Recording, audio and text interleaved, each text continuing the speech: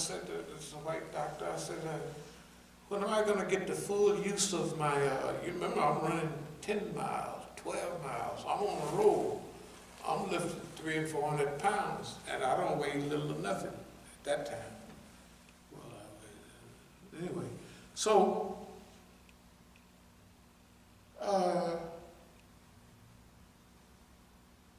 she brought a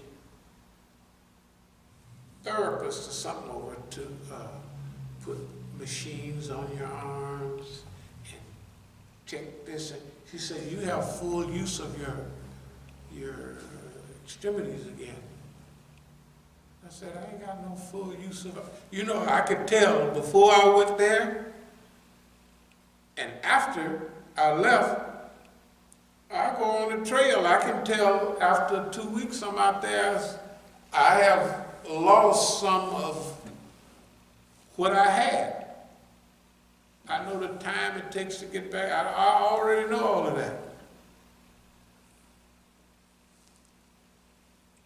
If we go back to 1974 at McNeil Island, in penitentiary. Is it cold in here? We could turn it on just for a minute. At McNeil Island, I actually worked in the hospital. So when I got my checkup from the doctor, I was already assigned in the hospital. So the doctor held up one of those, you know, what they hold up them, when you put the lead vest on and take pictures of your lungs, you know, they held up a picture of my lungs. Mm-hmm. He did. He said, have you ever worked in mines or anything like that? I said, no. I said, in fact, I've been out fresh, clean air all over. I said, in South America a little bit, I'd be out there running with but I'd be running in the hills of South America. All that heavy smoke, it'd be down here. I could see the smoke down there, and I'm up. So he told me, well, he said, look like you might have sarcoidosis. He said, I'm going to have to do a biopsy. He cut a piece right up here, scars. No, you just cut a little piece of this right here. Now, after he did this, the brother in radiology, I was a captain in the Nation of Islam. He was one of the brothers. So I told him, we was in the hospital, alone basically. So I said, hey man, put me on the machine and check my lungs out, see what, I don't like what boss man said.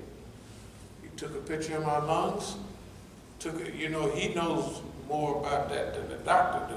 When he look at it, it's just like the heart man yesterday. He said, you're fine. So if the doctor tell me something, you know, he didn't study the rhythm, he got the whole thing. So if the doctor just want to give me more money to come back and take a doggone other test, they can forget that. Anyway,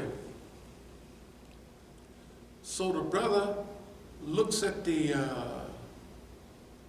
that picture. X-ray. X-ray, that's what it was, X-ray. So yeah, man, cleanest boys I ever seen. I said, that's right, man, they ain't got no spots on them. They ain't got, I said, the one I looked at 3 days ago had spots all on it. You know what I mean?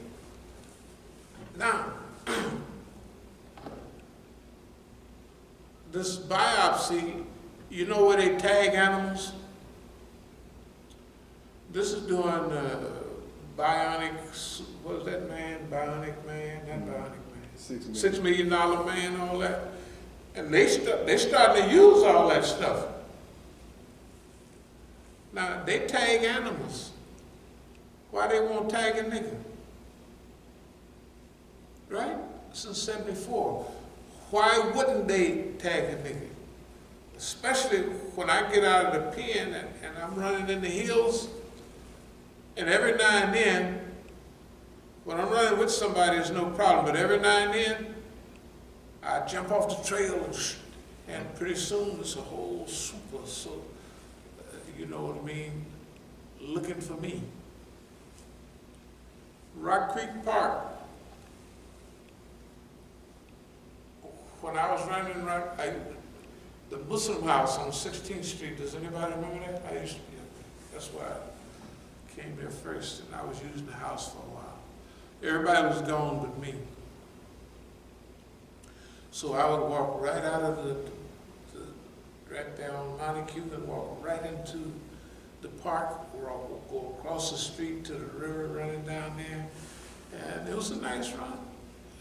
But sometimes I'd go back up in there where there's big mule deer and everything. And everywhere I'd go, when I would come back to that spot, a clearing, it was a park ranger there. That boy, you know what I mean? So, y'all could understand that now. But, do you know how satisfying it is to talk to people that would know that that's at least true or have some partial relation to the truth? I want you to imagine historically that all the people the government messed with, and they did it alone. Half of them went crazy. People probably jumped off bridges. They went through that process alone. Not the brother. I drugged the white man and all the people right now. Look at it in the United States. Look at every place in the United States. Wherever we was, that's 9 or 10 places where we was. All of them folded up and left. Right here, the school folded up and they left. Everybody in the school folded up and they left. Hafiz was living across next door, folded up and left. Everybody down at my house, they folded up and left. And they did the same thing. Whatever happened, they blamed it on me. They blamed everything on me. That whatever it was, all of them on the same team, and I'm over here by myself, and all of them are on the same team.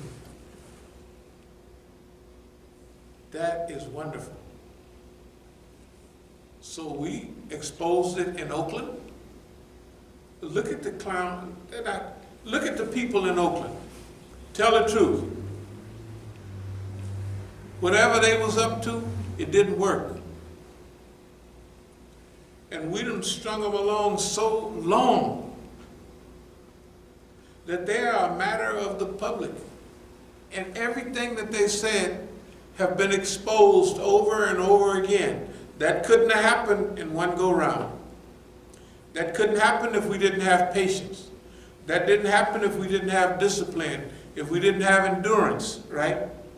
If we didn't have all of those things working perfectly, no kind of way we could have put up with all of that for all of that time. I'm not talking about just the people the last 5 years. I'm talking about all the way back to the beginning. Of say 1980 and what have you. It's because of many things. I'll tell you one of them. When I got out of the pen in late 76, and you know, praying, fasting, all that, doing pretty good. But I started drifting a little bit.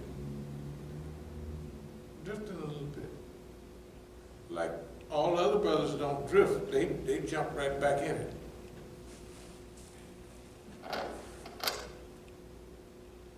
So I went down in South America. I went down there just to pick up some money. you know, where you hide money all that. I had about 50 grand. That's a nice little, it's about 78 now, 78. So when I came back in the airport in Miami, the guy was just looking at our passport, you know, your thing. He said, "Oh, you're coming back from playing baseball, huh?" Because my brother used to play baseball down in Mexico and Panama, all of that stuff. And I said right away, "No!" He said, "Come on in this room, check me out." I said that to put myself back in jail, which I did. Why would I do that? Because I need a little more polishing. I could taste if I go back down there again. You know what I mean? You can feel yourself drifting. I sent myself back to jail. And it was no big deal. I just went to SCI Miami where they got pools and you think you're on the street almost. Wasn't like Leavenworth, the penitentiary. And then they sent me out to Lone Park Camp. So I was just on a vacation. But when I came out of there, I came out ready. Because I happened to go back for, again, 14 months. Maybe Allah wanted me to be super tight. But when I came home, 1980, I'm ready to go. And when I came back in 81, it was no turning back.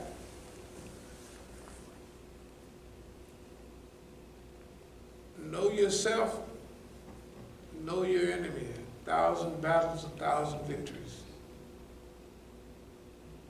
So, you know, I've been going to jail since I was 12 years old. And it actually never hurt. When I came out, I was some kind of way different. Not different, the same, but no big deal. And at 12, 13, 14, you're not missing nothing. Well, you're missing a few little girlfriends and stuff like that.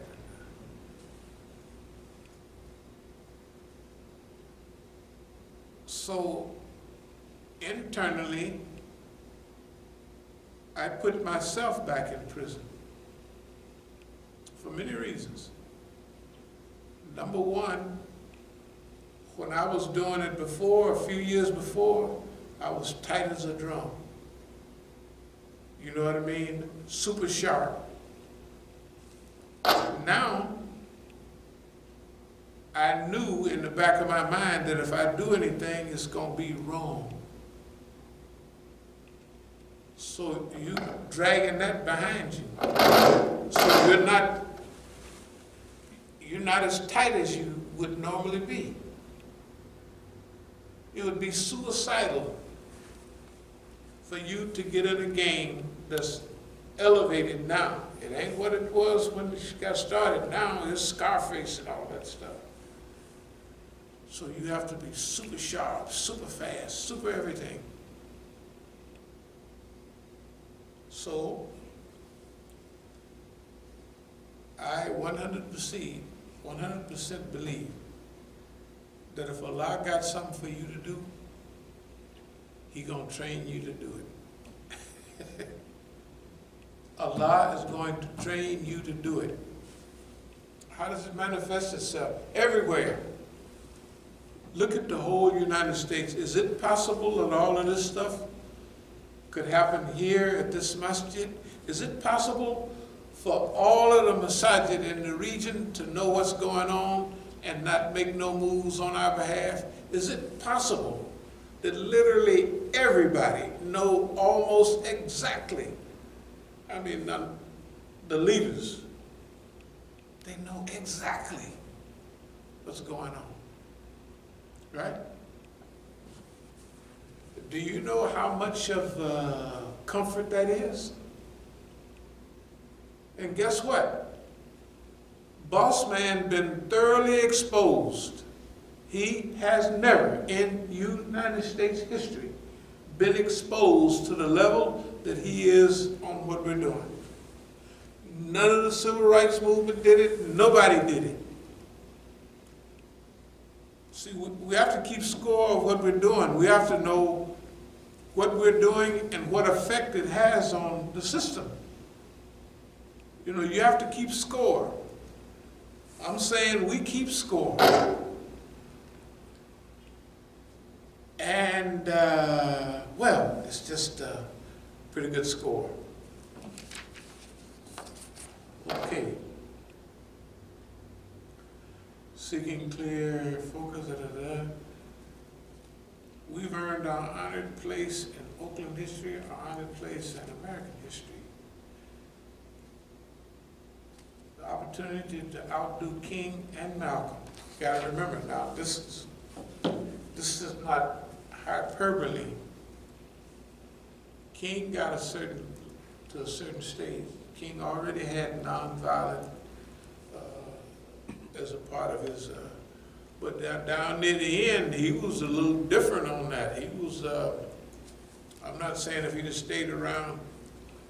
I know at the early part of 68, he's late 67, 68, he said, I'll do nonviolence if I have to do it by myself. He was pretty mad. But I could see where he was coming from. Malcolm didn't get a chance to, and you know, in a way it was a blessing,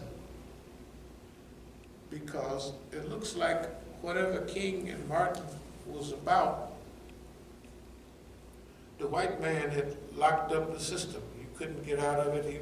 He was going to do what he was going to, it looked like he was going to do what he was going to do no matter what. That looked like what, well, it's the qadr of Allah. It ain't, mashallah. That